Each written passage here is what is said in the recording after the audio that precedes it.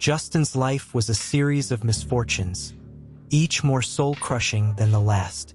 He had once been a man full of hope, dreams, and ambitions, but those had long since been stripped away by the relentless grind of bad luck. His last desperate hope rested on a $5 bet at the horse races, a gamble that he prayed would turn his fortunes around.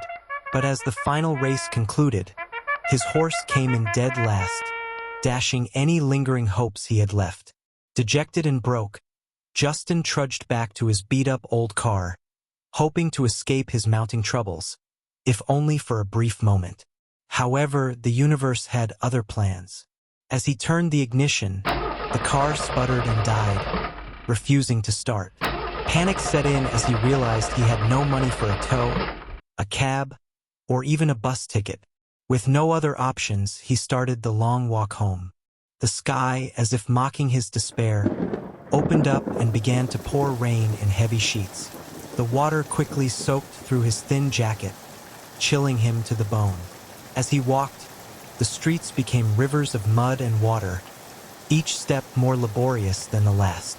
In a bid to find some shelter, he took a detour through the nearby forest, a place he had never ventured before. The forest was dark and foreboding, the tall trees casting long shadows that seemed to dance menacingly in the rain. Justin trudged through the undergrowth, his shoes squelching in the mud with every step. Just when he thought things couldn't get any worse, he stumbled upon a small, quaint house nestled among the trees. It looked like something out of a fairy tale, an odd sight in the otherwise bleak landscape. With no other options, Justin approached the house and knocked on the door, hoping for a brief respite from the storm. To his surprise, the door opened almost immediately, revealing an old woman with kind eyes and a warm smile. Her presence exuded a strange sense of comfort, and she invited him inside without hesitation. The interior of the house was cozy and inviting, a stark contrast to the harsh weather outside. The smell of baked goods and herbs filled the air, and a fire crackled warmly in the hearth. Justin, shivering and drenched, gratefully accepted the old woman's hospitality. As he settled into a chair by the fire, he accidentally sat on a plump, orange cat, causing it to hiss and dart away. The old woman chuckled, waving off his apologies. That's all right, dear. Zeus is always getting underfoot.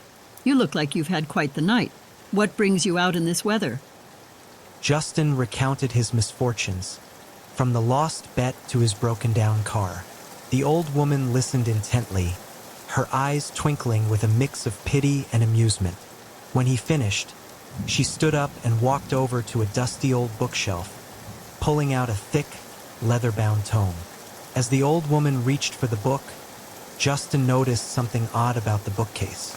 It was filled with jars containing strange, twisted objects, dried animal parts, obscure symbols, and what appeared to be human teeth. The flickering firelight cast eerie shadows on the jars, making them seem almost alive. A chill ran down Justin's spine, and he averted his gaze, focusing on the old woman instead. I have something that might help you. My late sister Clarissa sent this to me before she tragically passed, she said, handing him the book. The title, How to Catch a Treasure Goblin, was embossed in gold on the cover. Justin raised an eyebrow, skeptical but intrigued. "Thank you, but I don't really believe in this kind of stuff," he said, trying to be polite. The old woman simply smiled and patted his hand. Just take it, dear. You never know when it might come in handy.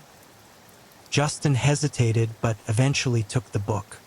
As he did, he noticed a small, ornate trinket on a nearby table. The object, adorned with intricate designs, seemed to emit a faint, otherworldly hum.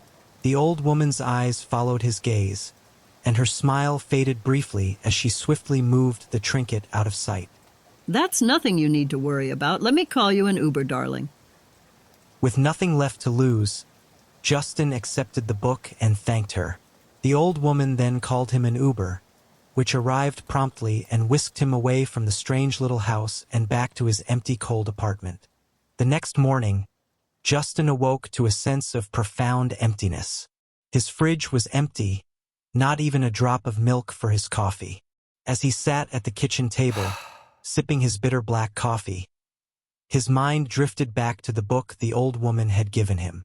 It lay on the table where he had dropped it the night before, its cover gleaming invitingly. With nothing better to do, Justin picked up the book and began to read. The pages were filled with intricate details about treasure goblins, mythical creatures known to hoard vast amounts of wealth.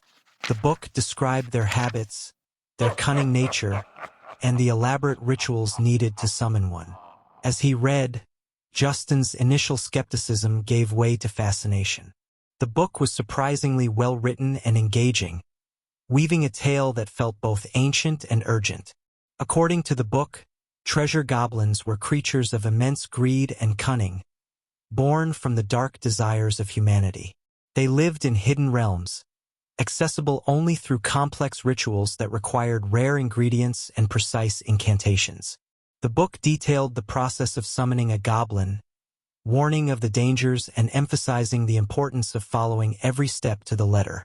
Despite his lingering doubts, Justin felt a strange compulsion to follow the book's instructions. The promise of unimaginable wealth was too tempting to ignore, and he found himself driven by a mix of desperation and curiosity.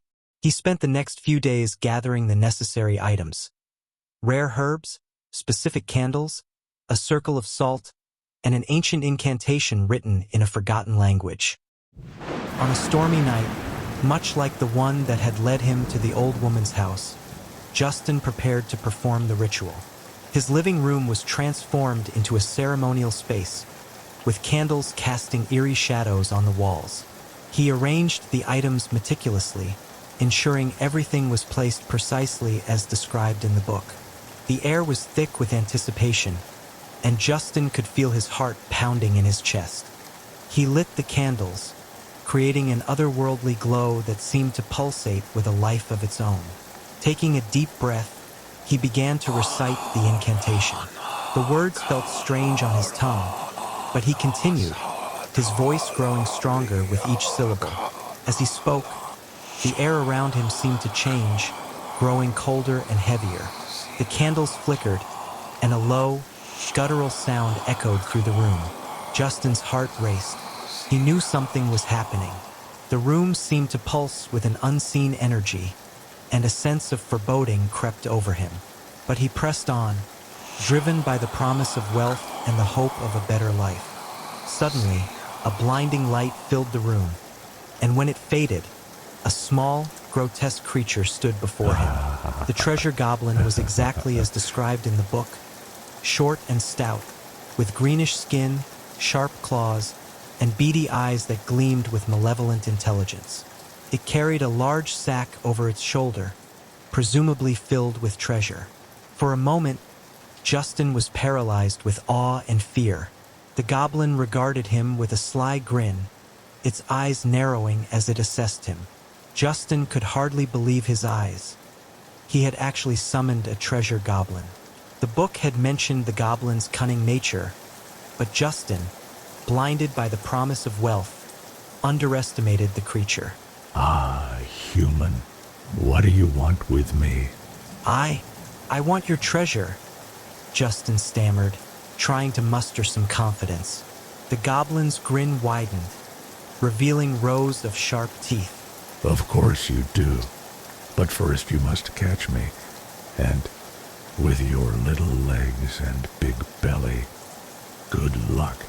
Justin lunged at the goblin, but it was quicker than he anticipated. It darted around the room, evading his grasp with ease. Despite its small size, the goblin was incredibly agile. Justin chased it, knocking over furniture and candles in his desperation. The goblin's laughter echoed through the room, mocking his every move. Realizing he needed to outsmart the goblin, Justin recalled a passage from the book about the goblin's weakness for certain herbs. He grabbed a handful of the herbs he had used for the ritual and threw them at the creature.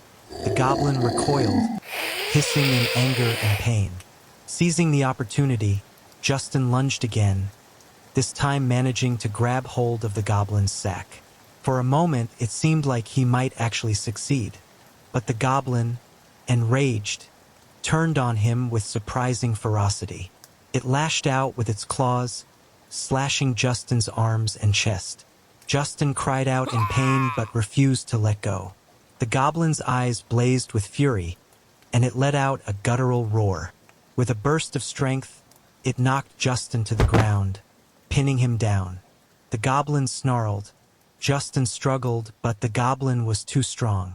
It opened its mouth, revealing rows of sharp teeth, and with a final triumphant snarl, it lunged at Justin's throat.